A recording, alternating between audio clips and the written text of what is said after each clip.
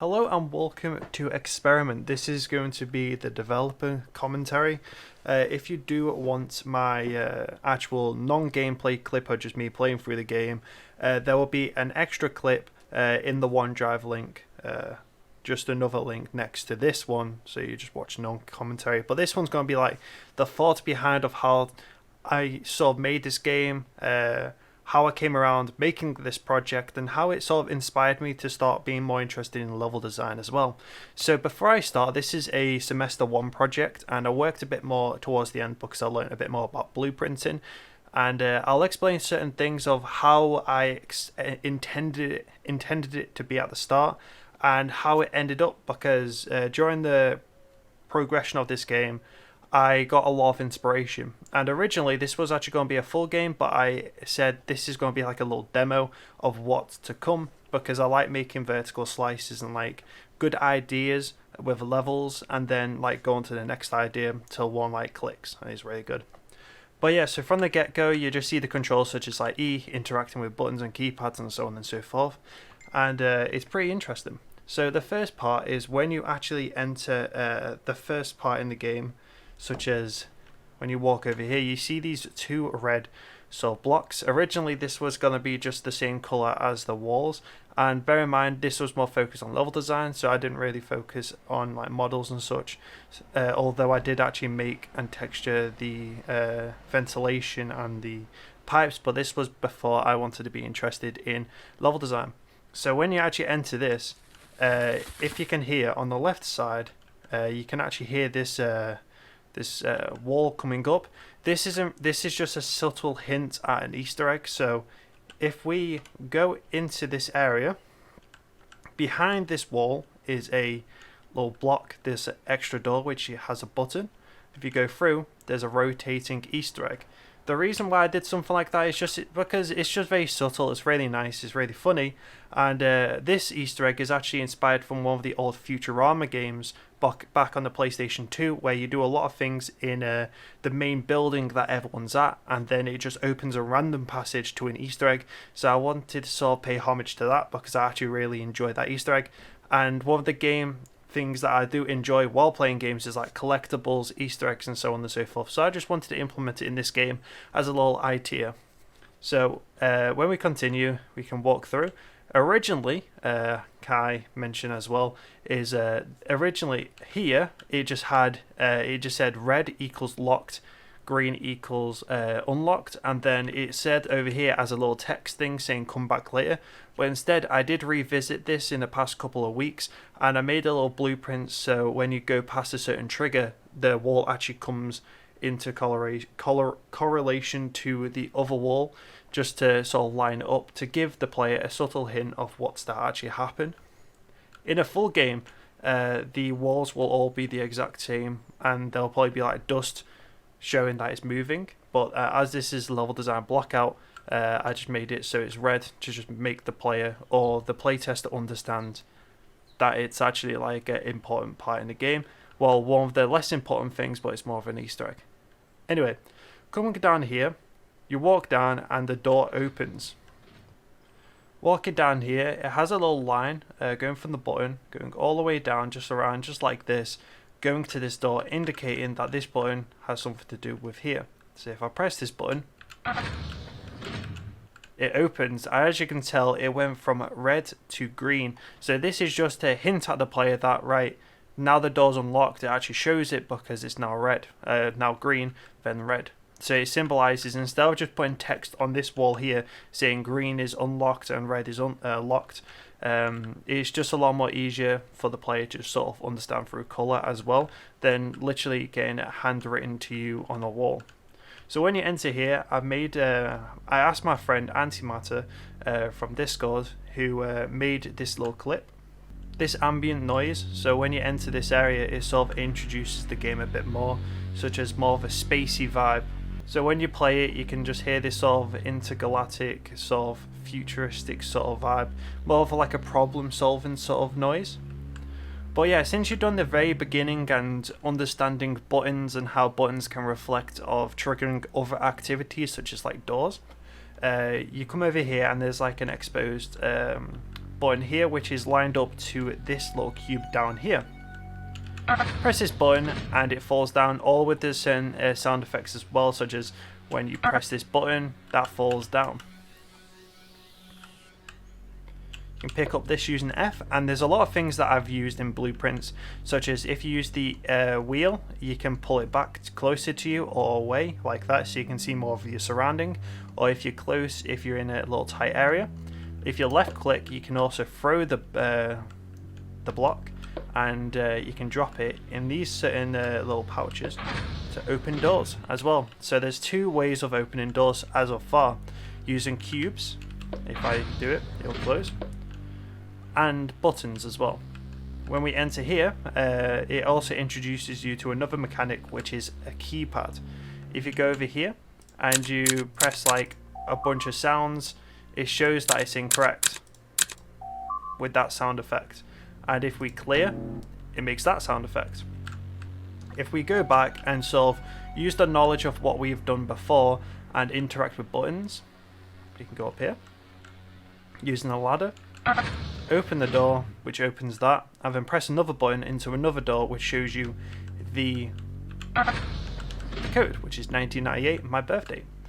Originally, in one of the early builds, there was actually going to be a window here, which sort of looks through of what there is, but I don't really want it to be like that, because if you look through, originally there wasn't going to be this door, and it would just expose the code, which would make absolutely no sense for the level design, so I just took out that window.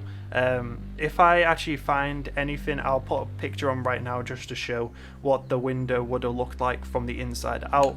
So it was like here, looking out like that. But yeah, since as we know that it's 1998, let's go to over here, 1998, exit. Now, originally, this was actually just going to be the start of the level. It'll be done just from the way I've played the game right now. But instead, I actually changed it. I don't know what that noise was.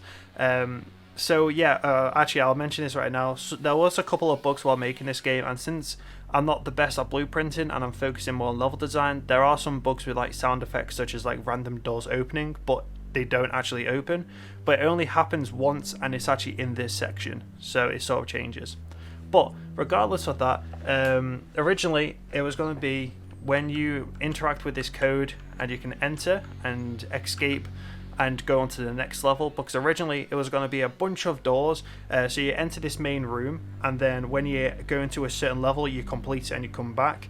I actually have made this game into a reality on another game called Escape, which is going to be another game that I'm going to be talking to after this one.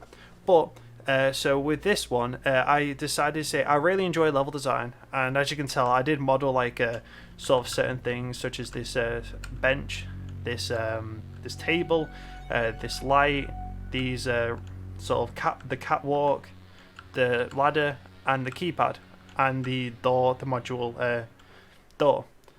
But instead, I was like, I really enjoy level design, so I'm gonna work on this a bit more and make it known that this is a thing that I really want to do. So instead, I originally made it so we go over here and we press this button and it opens up this, which gives you the main task, the final puzzle of the level. However, there's a lot of things in that puzzle which you don't really understand till later on, such as over here. This is what I implemented, one of the last things I implemented, which is to understand conveyor belts and how if you interact with something, something else will move at the same time. Something very similar to the block which fell down with this yellow cube right up there. So if we go over here and pick up this yellow cube, just like this, it'll move just like a conveyor belt. And if you fall down there, the door will open. This subtly introduces the sort of the whole movement system, such as when you put blocks, the environment sort of takes it around for like things like conveyor belts. But the main objective here is to access this button to turn on this massive door.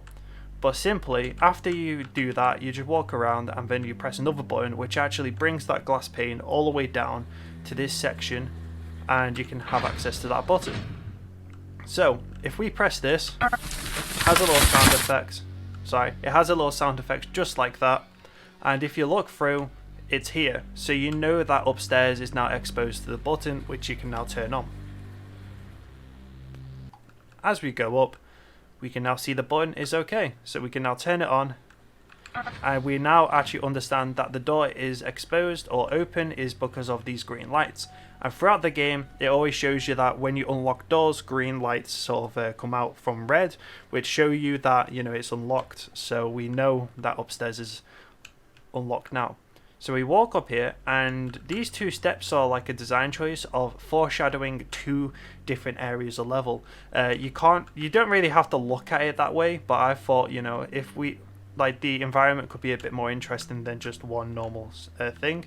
And in the middle, there's a bridge. So the main objective here is to go from over there where that door is open, and we need to get two bridges. So this part of the bridge and that part of the bridge over there to be unlocked. But how do we do that is simply get a block here and then a block here. So they correlate to the colours, such as a whitey purple sort of colour and a blue colour. The blue colour is over there on that little that moving thing over there, and the other one is there behind a door. So let's do this one first. So the first thing we do is, you know, press the button. It's already open as it is. From the issue that I did mention earlier, so I think this is a door which open, which is completely fine because it doesn't really ruin anything. We jump down here, and there's a couple of things that we know. There's a thing such as, you know, the yellow block that we saw from earlier, and there's a button. If we turn on that button, this will move, but it will move into this little locked area, which as you can tell is locked. So what we need to now find is a yellow cube to put here, which could potentially open up this little door.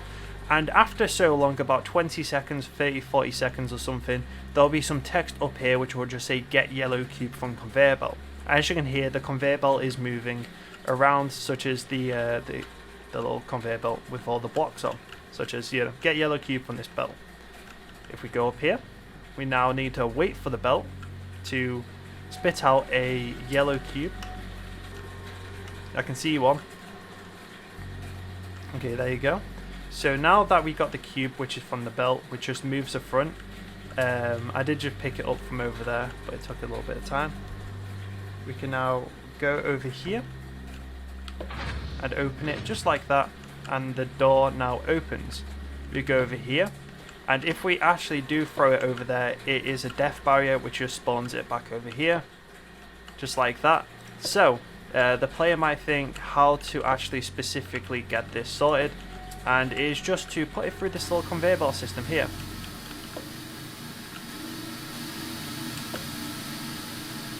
Just like that.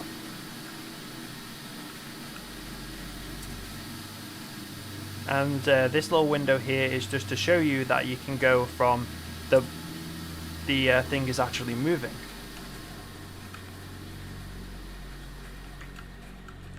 And basically this just shows that it comes from here. And the bridge just started moving. And from the sound effect that you just heard is an egg cracking, which just mentions about the Easter egg. So if I just move all the way over here, now this door is now exposed with this part unlocked. So it just sort of signifies that, you know, maybe that if you do the other puzzle, now that will be destroyed as well. So now we can do this. Before we enter, these little lines here, these white lines or blocks or the rectangles, skinny rectangles, is just some wind. So if we walk, it goes up just like that. And we need to just parkour through with the wind just escalating us up and jumping over to over here, just like this.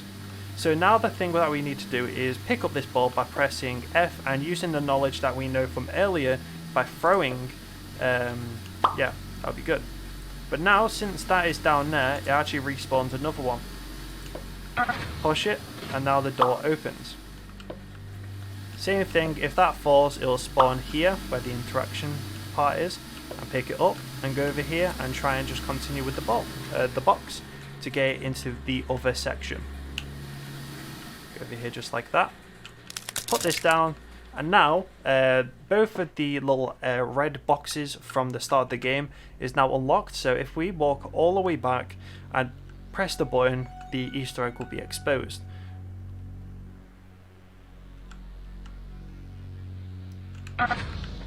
Just like that. It's pretty cool.